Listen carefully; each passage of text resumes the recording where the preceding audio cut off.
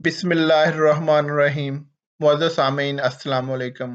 पेश खिदमत है आज हज़रत शाह शम्स तबरेज़ रहमतुल्लाह अलैह के चंद असूल इश्क। अगर खुदा के जिक्र से महज इल्ज़ाम और खौफ ही उभरे तो ये इस बात की अलामत है कि खौफ और इल्ज़ाम तराशी हमारे अपने सीने की घुटन में पनप रही है।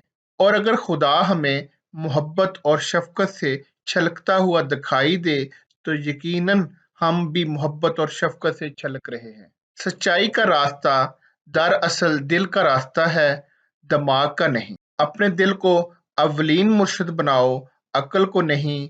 अपने नफ्स का सामना और मुकाबला करने के लिए दिल की मदद लो, क्योंकि तुम्हारी रूह पर भी खुदा की मार्फत का नज़ूल होता है।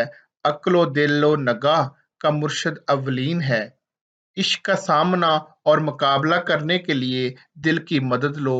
कुरान पढ़ने वाला हर शख्स कुरान को अपने फ़हम व अदराक की गहराई के मुताबिक ही समझ पाता है। कुरान के फ़हम के 4 दर्जात हैं।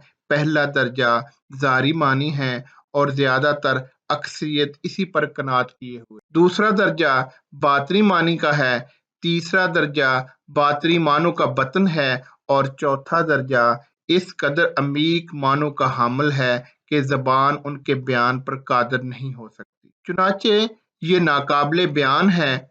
उलमा, फुक़हा और जो शरीयत के अहकामात पर गौर व फिक्र करते हैं, ये पहले दर्जे पर हैं। दूसरा दर्जा सूफिया का है, तीसरा दर्जा औलिया का है, चौथा दर्जा अंबिया व मुरसलीन और उनके रब्बानी व वारसीन का है। बस तुम किसी इंसान के अल्लाह ताला के साथ ताल्लुक और इस ताल्लुक की नौइयत को अपने क़ियास से जानने की फिक्र ना किया करो। हर शख्स का अपना अपना रास्ता है और अज़हार बंदगी की एक अपनी नौइयत है।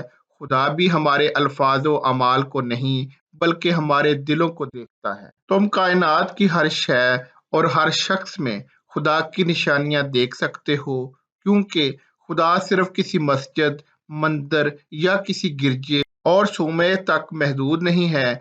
लेकिन अगर फिर भी तसल्ली ना हो तो खुदा को किसी आशिक सादक के दिल में ढूंढो। अक्ल और दिल दो मुख्तलिफ चीजें हैं। अक्ल लोगों को किसी न किसी बंधन में जकड़ती है और किसी चीज को दांव पर नहीं लगाती, लेकिन दिल हर बंधन से आजाद होकर अपना आप दांव पर लगा देता है।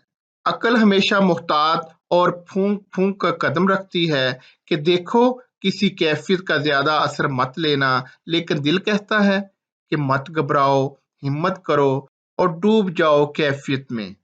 अक्ल आसानी से अपना आप फरामोश नहीं करती, जबकि इश्क बिखर जाने और फना हो जाने के लिए हमा वक्त तैयार रहता है। और खजाने भी तो वीरानों में मलबे तले मिलते हैं। एक शिकस्ता दिल में ही खजाने मदफून होते हैं। दुनिया के ज्यादातर मसाइल अल्फाज और जबान की कोताहियों और गलत मानी अखज़ करने से जन्म लेते हैं।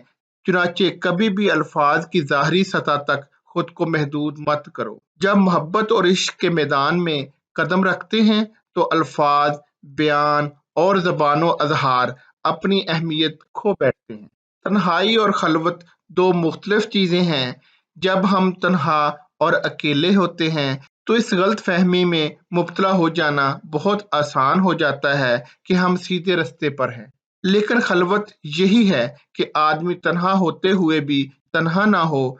बेहतर है कि हमारी तन्हाई किसी ऐसे शख्स के दम कदम से आबाद हो जो हमारे लिए एक बेहतरीन नमूना हो।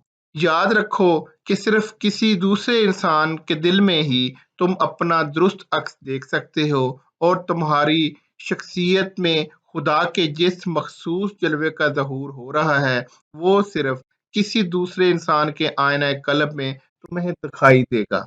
जिंदगी में कुछ भी हो जाए, जिंदगी कितनी ही दुश्वार क्यों ना हो, मायूस कभी मत हो। यकीन रखो कि जब हर दरवाजा बंद हो जाए तब भी खुदावंद अपने बंदे के लिए कोई ना कोई नई राह जरूर खोल देता है।